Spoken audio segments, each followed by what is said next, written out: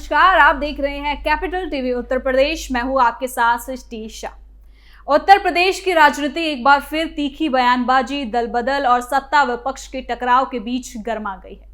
Samajwadi party अध्यक्ष अखिलेश यादव की सरकार पर हमलों, वरिष्ठ नेता नसीमुद्दीन सिद्दीकी के समाजवादी पार्टी में शामिल होने और मुख्यमंत्री योगी आदित्यनाथ के धर्म, मर्यादा और कानून व्यवस्था पर दिए गए सख्त बयान ने प्रदेश की सियासी माहौल को पूरी तरीके से गर्म करके रख दिया है।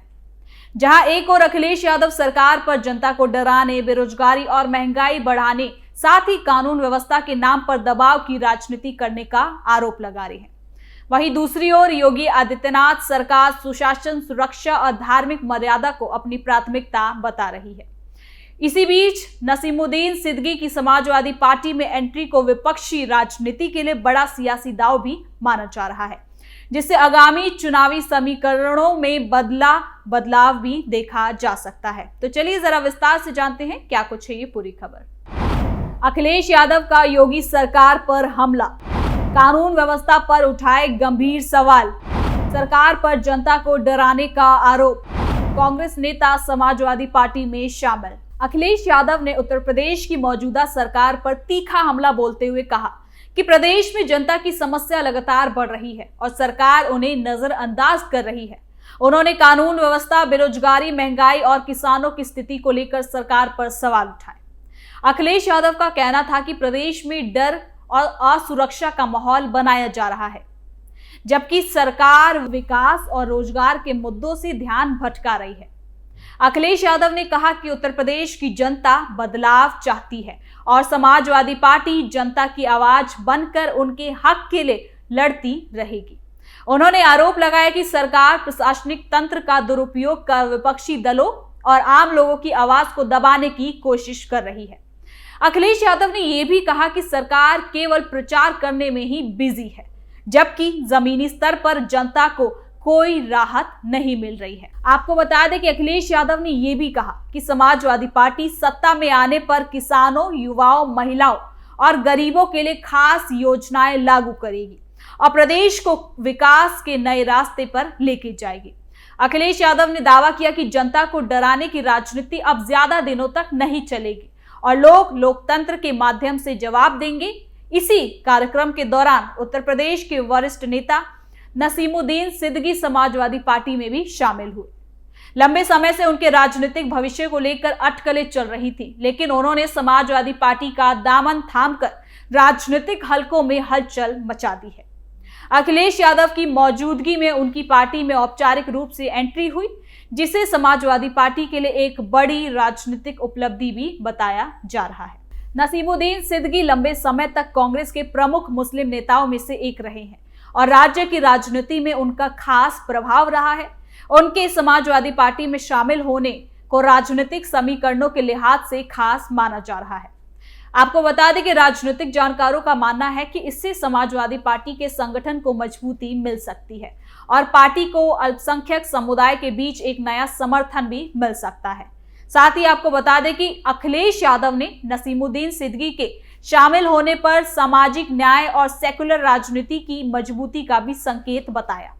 उन्होंने कहा कि समाजवादी पार्टी सभी वर्गों को साथ लेकर चलने की राजनीति करती है और प्रदेश में समावेशी विकास की नीति अपनाएगी। उत्तर प्रदेश की राजनीति में ये मामला ऐसे समय में आया है जब आगामी चुनावों को लेकर सभी दल अपनी रणनीति बनाने में जुटे हुए हैं। नसीमुद्दीन सिद्दीकी की एंट्री को विपक्षी गठबंधन की रणनीति के रूप में देखा जा रहा है, जिससे सत्ता पक्ष पर राजनीतिक दबाव भी बढ़ सकता है। तो वहीं दूसरी ओर मुख्यमंत्री योगी आदित्यनाथ ने हाल ही में धर्म, मर्यादा और कानून व्यवस्था को लेकर भी बड़ा बयान दिया है। उन्होंने कहा कि देश में सनातन परंपरा और धर्म गुरुओं की मर्यादा का सम्मान करना हर नागरिक और राजनीतिक दल का कर्तव्य है। साथ ही उन्होंने ये भी बताया कि किसी भी तरह के धार्मिक परंपराओं का अपमान बर्दाश्त भी नहीं किया जाएगा और समाज में हारमानी बनाए रखना बहुत ज्यादा जरूरी है। आपको बता दें कि कुछ दिन पहले ही योगी आदित्यनाथ ने कहा कि धर्म और आस्था से जुड़े मुद्दों पर बयान देने से पहले सभी को जिम्मेदारी अपनी समझनी चाहिए। उन्होंने ये भी कहा कि धार्मिक मर्यादा का उल्लंघन करने वालों के खिलाफ कानून के अनुसार कार्रवाई की जाएगी। मुख्यमंत्री ने कहा कि उत्तर प्रदेश में कानून व्यवस्था सरकार की सर्वोच्च प्राथमिकता है और अपराधियों के खिलाफ सख्त कार्रवाई जारी रहेगी। साथ ही सीएम ने कहा कि सरकार किसी भी प्रकार की अराजकता या फिर अशांति को बर्दाश्त नहीं करेगी। उन्होंने साफ किया कि अपराध, भ्रष्टाचार और माफियाओं के खिलाफ जीरो टॉलरेंस की नीति अपनाई गई है और इसे आगे भी जारी रखा जाएगा। योगी आदित्यनाथ ने विपक्ष पर आरोप लगाया कि वो राजनीतिक लाभ के लिए धार्मिक मुद्दों को हवा दे रहे हैं और समाज को बांटने की कोशिश कर रहे हैं।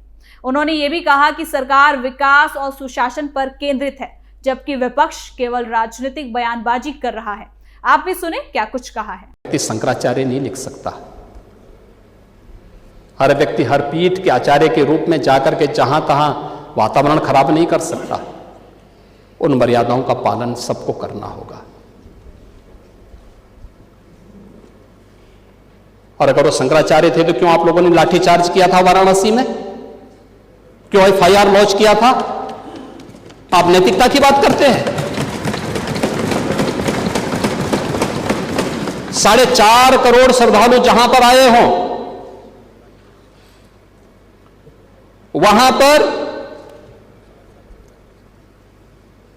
जो एग्जिट गेट है, जहां से श्रद्धालु बाहर निकल रहा है स्नान करके,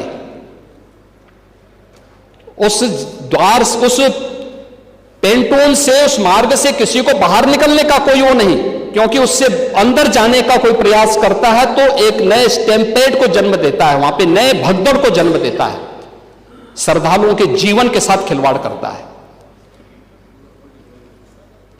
एक जिम्मेदार और मर्यादित व्यक्ति कभी इस प्रकार का आचरण नहीं कर सकता।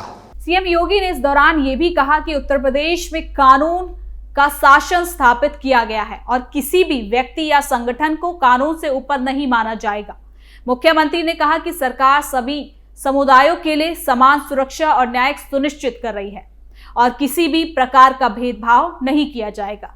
राज्य में कानून व्यवस्था को लेकर सत्ता पक्ष और विपक्ष के बीच लंबे समय से विवाद चलता रहा है। सरकार अपनी सख्त पुलिस कार्रवाई और अपराध नियंत्रण नीति को अपनी बड़ी उपलब्धि मानती है, जबकि विपक्ष सरकार पर मानवाधिकार उल्लंघन और डर का माहौल बनाने का आरोप लगाता रहा है। अखिलेश यादव ने यह भी कहा कि सरकार कानून व्यवस्था के नाम पर राजनीतिक विरोधियों और आम जनता को डराने का काम कर रही है। उन्होंने आरोप लगाया कि पुलिस और प्रशासन का इस्तेमाल राजनीतिक विरोधियों को दबाने के लिए किया जा रहा है।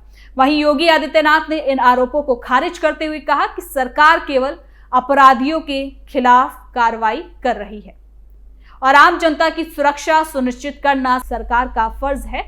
उन्होंने ये भी कहा कि अपराधियों के खिलाफ सख्त कार्रवाई से प्रदेश में निवेश और विकास को बढ़ाया जाएगा।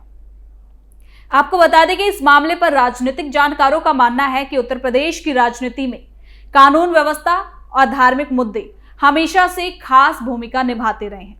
अखिलेश यादव और योगी आदित्यनाथ के बीच बयानबाजी आने वाले चुनावों को लेकर राजनीतिक माहौल को और ज्यादा गर्म कर रहे हैं। नसीमुद्दीन सिद्दीकी के समाजवादी पार्टी में शामिल होने से विपक्षी राजनीति को नया चेहरा मिल सकता है। उनके आने से समाजवादी पार्टी को मुस्लिम समुदाय के बीच मजबूती मिलने की संभावना भी अब ज्यादा जताई जा रही है। साथ ही आपको बता दें कि ये कदम आने वाले चुनाव यानी कि 2027 चुनावों के लिए एक रणनीतिक रूप से भी इसको खास मानते हैं। तो वहीं भाजपा और योगी सरकार अपने विकास और कानून व्यवस्था के एजेंडे को जनता के बीच प्रमुखता से पेश कर रही है। सरकार का कहना है कि प्रदेश में अपराध नियंत्रण, इंफ्रास्ट्रक्चर विकास और निवेश रोजगार के क्षेत्र में बड़े कदम उठाए जा रहे हैं। राजनीतिक दलों के बीच इस तरह की बयानबाजी और दल बदल की राजनीति आम जनता के बीच चर्चा का विषय बनी है। समर्थकों का कहना है कि मजबूत विपक्ष लोकतंत्र के लिए जरूरी है, जबकि आलोचक इसे अवसरवाद की राजनीति मानते हैं। साथ ही उत्तर प्रदेश की राजनीति में अल्पसंख्यक वोट बैंक, कानून व्यवस्था और विकास 3 प्रमुख मुद्दे हैं जिन पर आने वाले चुनावों में मुकाबला होगा। नसीमुद्दीन सिद्दीकी की समाजवादी पार्टी में एंट्री को इसी रणनीति का हिस्सा माना जा रहा है। उत्तर प्रदेश की राजनीति में ये टकराव केवल राजनीतिक नहीं बल्कि सामाजिक और वैचारिक भी है। एक तरफ सरकार विकास और कानून व्यवस्था को अपनी उपलब्धि बता रही है, तो दूसरी तरफ विपक्ष सामाजिक न्याय और लोकतांत्रिक मूल्य की बात कर रहा है। आने वाले समय में ये देखना खास होगा कि जनता किस मुद्दे को प्राथमिकता देती है और राजनीतिक दल किस तरह से अपनी रणनीति को जमीन पर उतार पाते हैं। उत्तर प्रदेश की राजनीति में सत्ता और विपक्ष के बीच ये संघर्ष आगे भी जारी रहेगा और इसका असर आगामी चुनाव माहौल पर साफ देखने को भी मिल सकता है। तो फिलहाल के लिए इस खबर में इतना ही। देखते रहिए कैपिटल टीवी उत्तर प्रदेश।